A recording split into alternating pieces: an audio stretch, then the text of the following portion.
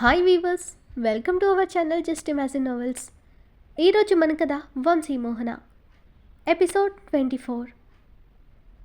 పోలీసులు వచ్చే వరకు అక్కడే వెయిట్ చేస్తున్న క్రిష్ వాళ్ళు రాగానే గోడౌన్ డౌన్ ఓపెన్ చేసి లోపలున్న అందరినీ లాక్కుపోమ్మని చెప్పాడు క్రిష్. అక్కడి నుంచి నేరుగా కమిషనర్ ఆఫీస్కి వెళ్ళిన క్రిష్ కమిషనర్ ఎదురుగా కూర్చుని ఆయన ఇచ్చిన కంప్లైంట్ ఫామ్లో సైన్ చేసి, సార్, నాదొక రిక్వెస్ట్. వీళ్ళ గురించి ముఖ్యంగా మా ఫాదర్కి కానీ మా ఇంట్లో ఎవరికీ తెలియకూడదు. బయట ప్రపంచానికి వీళ్ళని అరెస్ట్ చేస్తున్నట్టు తెలియకుండా మేనేజ్ చేయండి. మీకు ఏదైనా ప్రాబ్లం వస్తే నేను చూసుకుంటాను అని చెప్పి బయటకొచ్చిన క్రిష్ అటు నుంచి నేరుగా ఆఫీస్కి వెళ్ళాడు.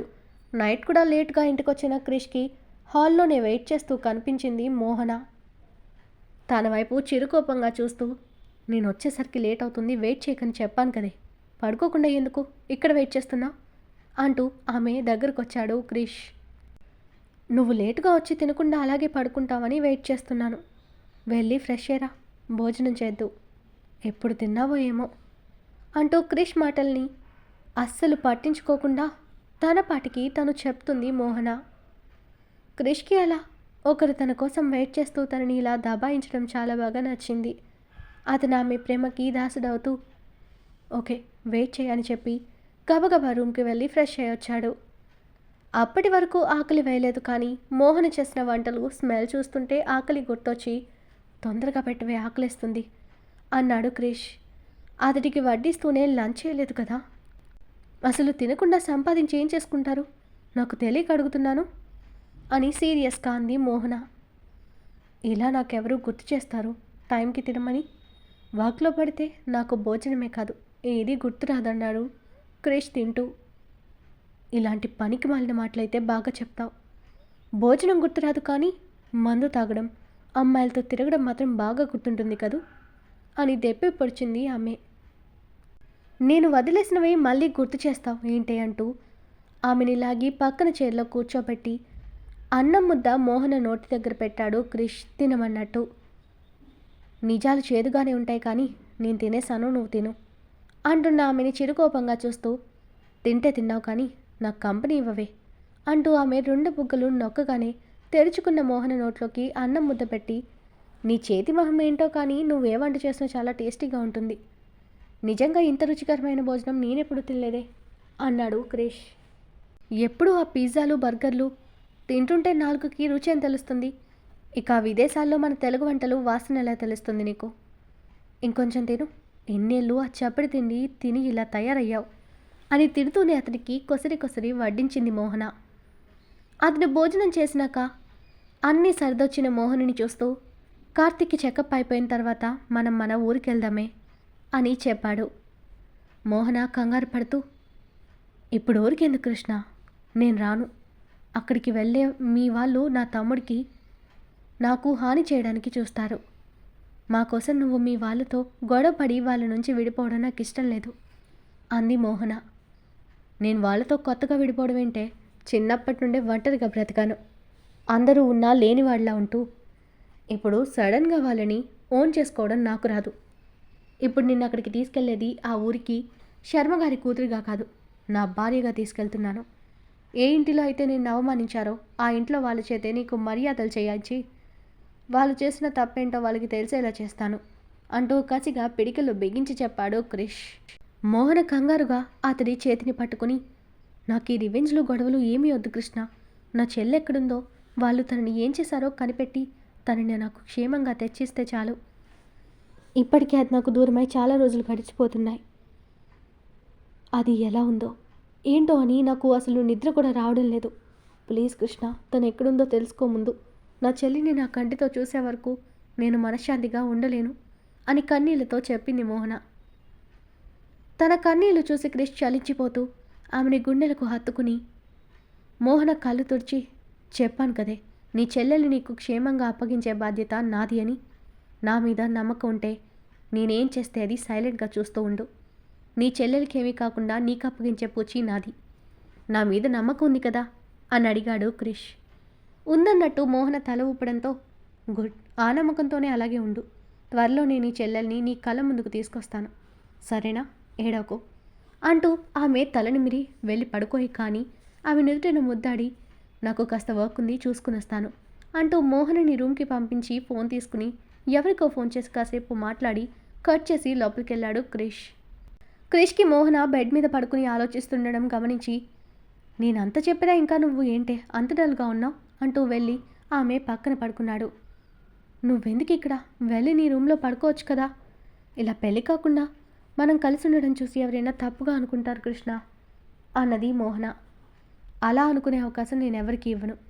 నీ గురించి ఎవరైనా తప్పుగా మాట్లాడితే వాళ్ళ ప్రాణం తీసేస్తాను. ఈ అర్ధరాత్రి వచ్చి మన బెడ్రూమ్లోకి ఎవడు తొంగి చూడరు, కానీ నువ్వు పడుకో అంటూ ఆమె దగ్గరకు లాక్కున్నాడు క్రిష్. ఏంటి నీ దౌర్జన్యం, ఎప్పుడూ నీ మాటలే నెగ్గాలి, నా మాట అసలు వినవు కదా అని కసురుతూనే కళ్ళు మూసుకుంది మోహన. నీకు బుజ్జి నాన్న అని బుజ్జిగిస్తూ చెప్తే అస్సలు మాట వినవు కదా, అందుకే నా ఒరిజినల్ వేనే నీకు కరెక్ట్ అంటూ ఆమెని గుండెల మీదకి పడుకోబెట్టుకుని జోకొడుతూ కళ్ళు మూసుకున్నాడు క్రిష్ కూడా. మరుసటి రోజు మోహన నిద్ర లేవగానే అప్పటికే రెడీ అయిన క్రిష్ మోహన చేతిలో ఒక కవర్ పెట్టి, వెంటనే స్నానం చేసి ఈ చీర కట్టుకుని రెడీ అవ్వు, కార్తీక్ని నేను రెడీ చేస్తానంటూ కార్తీక్ దగ్గరకు వెళ్ళి వాణ్ణి లేపి తన రూమ్కి తీసుకెళ్లాడు క్రిష్. క్రిష్ అందించిన కవర్లో ఉన్న చీరను చూస్తూ, ఇదేంటి పట్టు చీర నగలు తెచ్చాడు, ఇప్పుడు ఎక్కడికి తీసుకెళ్తున్నాడు, ఎందుకిప్పుడు వీటిని పెట్టుకోవడం, ఇది చెప్పడు, అంతా నా ఇష్టం అంటాడు అని అతన్ని తిట్టుకుంటూ స్నానం చేసొచ్చి ఆ చీర కట్టుకుని నగలు వేసుకుని సింపుల్గా రెడీ అయింది మోహన. అప్పుడే ఆ రూమ్లోకి వచ్చిన ఆ ఇంట్లో పనిచేసే ఓ పెద్ద ఆవిడ తను తీసుకొచ్చిన పూలను మోహన జడలో పెట్టి నుదుటిన బాసికం పెట్టి కళ్యాణ తిలకం దిద్దింది. ఆమె చేసినది అద్దంలో చూస్తున్న మోహన షాక్ అవుతూ, ఏంటి పెద్దమ్మా ఇది అని అడిగింది. క్రిష్ బాబు నిన్ను ఇలానే రెడీ చేయమన్నాడమ్మా, రండి కిందకు వెళ్దాం అంటూ మోహన చెయ్యి పట్టుకుని కిందకు తీసుకెళ్ళింది ఆవిడ.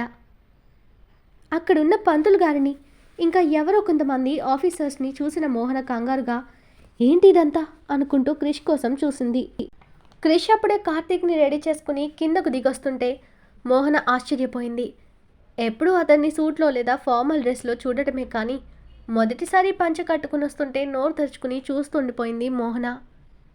ఆమెని చూస్తూ కిందకి దిగుతున్న క్రిష్ చాలా బాగున్నావని చేత్తో సైగ చేసి మోహన్కి చెప్పి క్రిష్ దగ్గరకు వెళ్ళి, ఏంటిదంతా కృష్ణ అని అడిగింది మెల్లగా. క్రిష్ నవ్వి, చెప్పాను కదే నేను నా ఊర్లోకి తీసుకువెళ్ళేది నా భార్యగా అని, అందుకే ఇదంతా అనగానే, ఏంటి మన పెళ్ళా అని షాక్ అయింది మోహన. అప్పుడే లోపలికొచ్చిన శరత్ కూడా క్రిష్ మోహనని పెళ్లి బట్టల్లో చూసి ఆనందపడ్డాడు. జీవితంలో క్రిష్ పెళ్లి చేసుకుంటాడని ఎప్పుడూ అనుకోలేదు శరత్. మోహన క్రిష్ జీవితంలోకి వస్తూనే క్రిష్లో ఎంతో మార్పు తీసుకొచ్చింది అని ఆనందపడ్డాడు శరత్.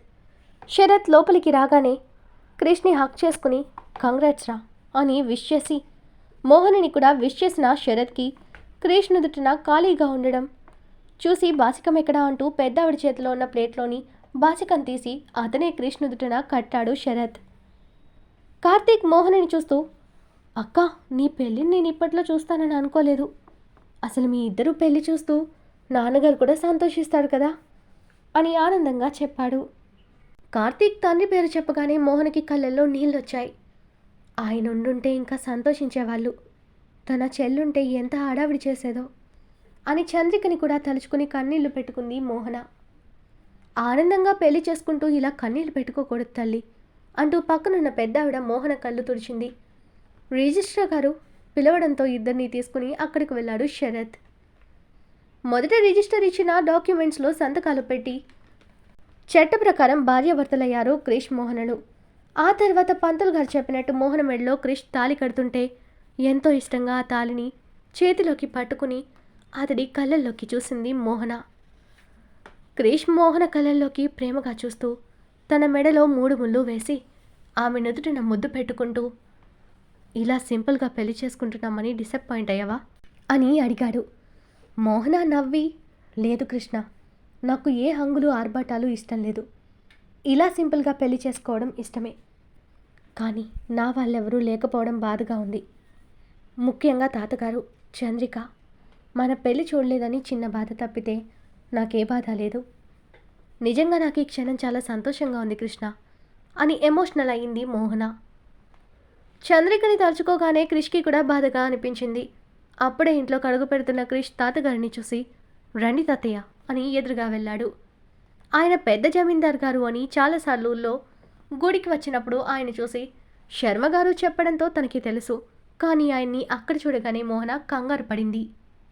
ఆయన మాత్రం ఇద్దరిని సంతోషంగా చూస్తూ కాస్త ఆలస్యమైంది, లేకపోతే తాళి కట్టే సమయానికి ముందే వచ్చేవాణ్ణి అంటూ షరత్ ఇచ్చిన అక్షింతలు తీసుకుని ఇద్దరిని ఆశీర్వదించారాయన. మోహన ఆశ్చర్యపోయింది.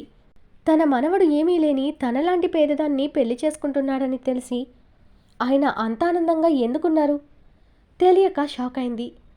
ఆయన స్వతహాగా చాలా మంచి వ్యక్తి. కులమతాలు ఉన్నోడు లేనోడు అనే పట్టింపు లేదు ఆయనకి. కానీ ఆయన భార్యకి మాత్రం చాలా పిచ్చి. స్టేటస్ కోసం ఎంత దారుణమైనా చేయగలదు జయంతిదేవి. పెద్ద ఆయన మోహన వైపు చూస్తూ, నా మనవడికి తగ్గ జోడీగా ఉన్నావు తల్లి. కృష్ణ నాతో అన్ని విషయాలు చెప్పాడు. నువ్వేమీ భయపడాల్సిన అవసరం లేదు. నాకు మీ పెళ్ళి మనస్ఫూర్తిగా ఇష్టమే అంటూ ఇద్దరి తల మీద చేతులు వేసి ప్రేమగా నిమిరాడాయన. మోహన సంతోషంగా ఆయన పాదాలకి నమస్కారం చేసి చాలా థ్యాంక్స్ తాతగారు అంది.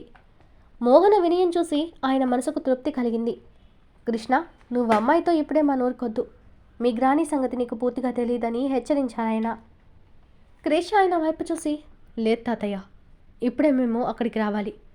మోహన విషయంలో జరిగిన వాటిలో వాళ్ళకి సంబంధం ఉందా లేదా అనేది నాకు తెలియాలి.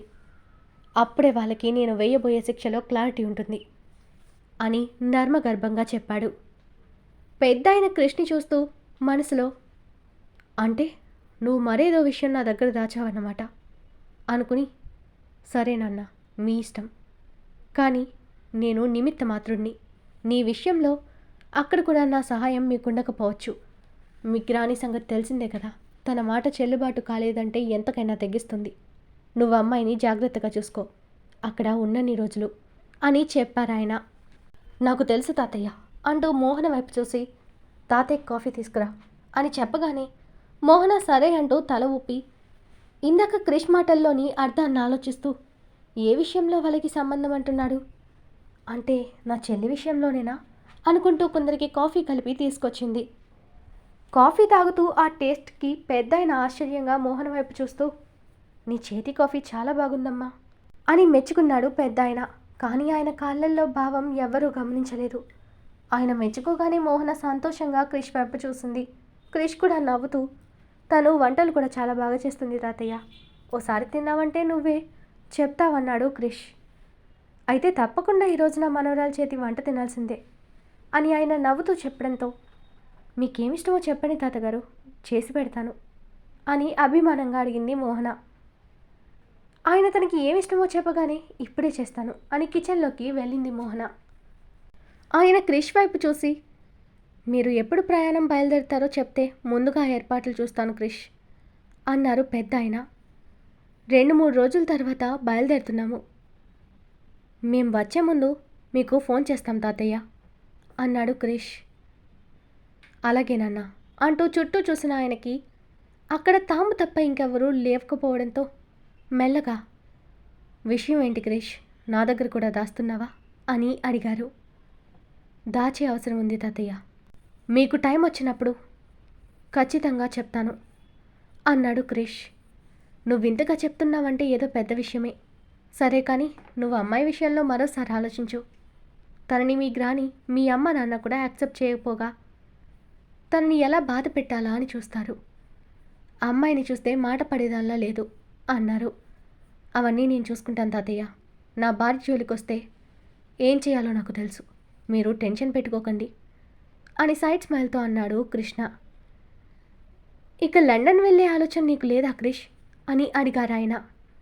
ఇప్పటికైతే లేదు తాతయ్య, కానీ ఫ్యూచర్లో చెప్పలేను. మోహన్కి ఎక్కడ ఉండాలనుంటే నేను అక్కడే సెటిల్ అవుతాను అంటూ శరత్ విషయం కూడా చెప్పాడు క్రిష్. వాడికి అంతా మంచి జరుగుతుంది, భయపడుకో అని భరోసా ఇచ్చారు పెద్ద ఆయన. మోహన టకటక వంట చేసి అన్నీ డైనింగ్ టేబుల్ మీద సర్దేసింది పని వాళ్ళ సాయంతో. కొత్త పెళ్లి కూతురుగా నీకు చేసి పెట్టాలి, కానీ నువ్వు మా కోసం వంట చేశావు. అన్నీ సక్రమంగా జరుగుంటే నీ ముచ్చట్లన్నీ సాంప్రదాయబద్ధంగా జరిగేవి. ఈ విషయంలో నేను కూడా ఏం చేయలేకపోతున్నా, నన్ను క్షమించు తల్లి అని బాధగా చెప్పారు ఆ పెద్దాయన.